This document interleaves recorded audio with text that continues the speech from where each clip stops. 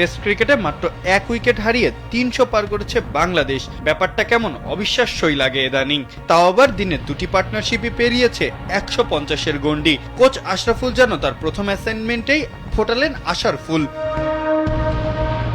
অভিষেকেই century করে দেশের প্রথম ক্রিকেটীয় সুপারস্টার বনে গিয়েছিলেন আশরাফুল। সালাউদ্দিনের অধীনে ব্যাটিং ব্যর্থতার পর আশরাফুলকে ব্যাটিং এর দায়িত্ব দেওয়া হয়েছে। বিপিএল এর কোচিং অভিজ্ঞতা থাকলেও আন্তর্জাতিক ক্রিকেটে কোচিং এ এখনো আনারই আশরাফুল।